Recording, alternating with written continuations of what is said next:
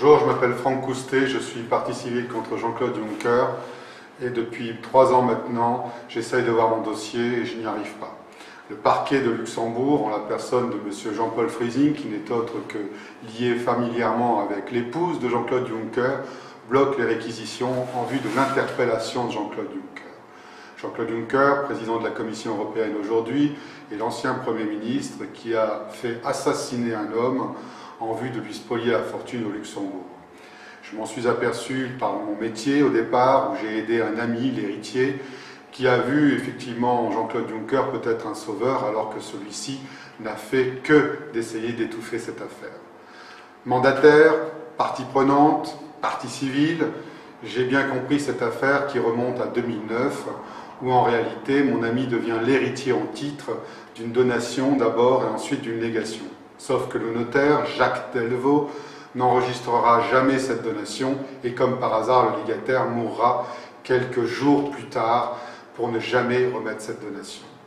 1 an et demi plus tard, mon ami, en ma compagnie, revient pour refaire cette donation à la personne de l'épouse, la veuve.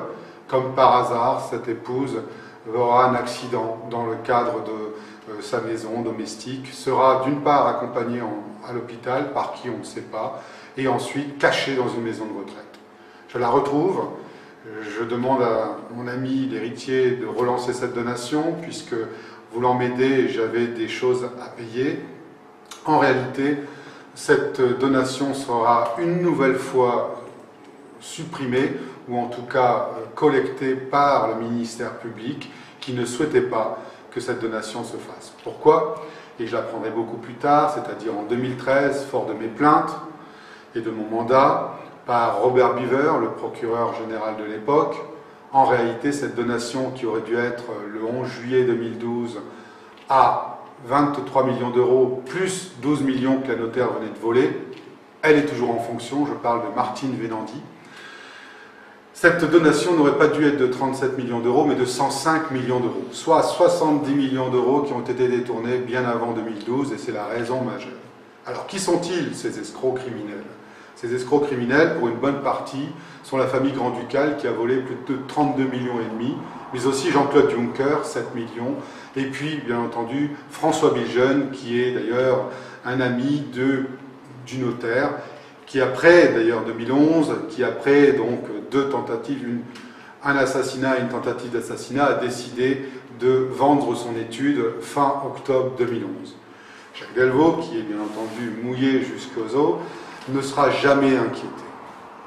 En 2014, je saisis le juge d'instruction, comme je vous l'ai dit, parce que je suis mandataire, parce que je suis partie prenante, et parce que tout simplement je veux que la vérité éclate. Le juge d'instruction, Michel Appeling, décide de faire une enquête criminelle après un certain nombre de pièces que je lui ai remises, et bien entendu en lui expliquant qu'il y avait eu des accidents plus que suspects. Le juge d'instruction décide en octobre 2015 de l'audition, des réquisitions auprès du parquet, c'est comme ça que ça se passe, on fait des réquisitions en vue de l'audition de Jean-Claude Juncker et de son interpellation, de source sûre. Le problème, c'est que le parquet résiste.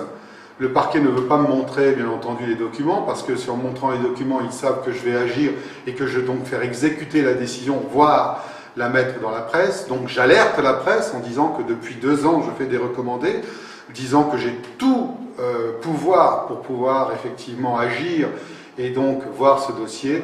Au lieu de ça, en août 2016, je viens au parquet, on fait un complot, on me met en prison pendant plus de 40 jours, et aujourd'hui, par défaut, l'on m'a condamné à 800 € d'amende, 2 mois de prison avec sursis et 5 ans de probation. Bien entendu, je vais faire appel, mais au dehors de tout cela, ça montre à quel point aujourd'hui le Luxembourg est une république bananière, quand on n'essaye même pas de voir qui a tué ces gens, ce couple qui n'avait pas d'enfants, ils l'ont fait d'ailleurs exprès, pas de successeur normalement, mis à part cet héritier qui avait été décidé donc dès 2007 d'ailleurs, et qui en 2009 devient l'héritier en titre.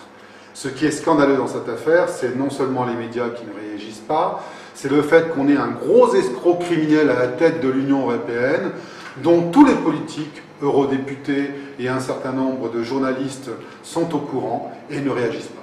Cela m'a valu beaucoup de problèmes, c'est-à-dire des actes criminels à mon tour, à répétition.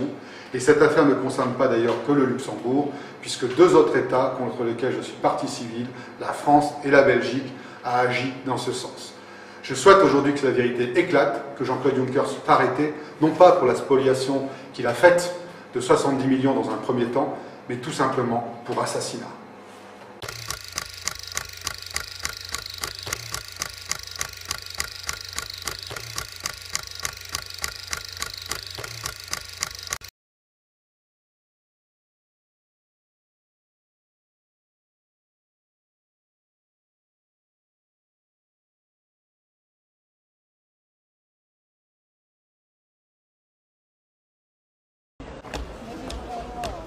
Det var en uppspelt Jean-Claude Juncker som hälsade deltagarna i toppmötet i Riga förra veckan välkomna.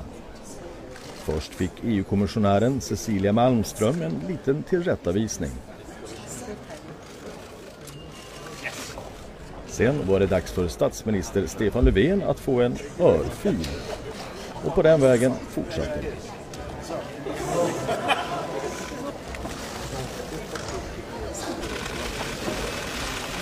Sen skulle slipsarna jämföras. Och Ungerns premiärminister Viktor Orbán kallade Juncker helt enkelt för diktatorn.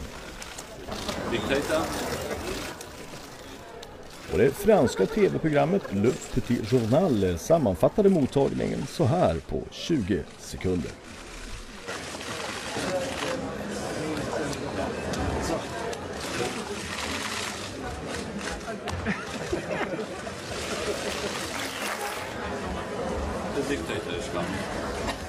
Le dictateur arrive, dit-il, et le voici. Bam!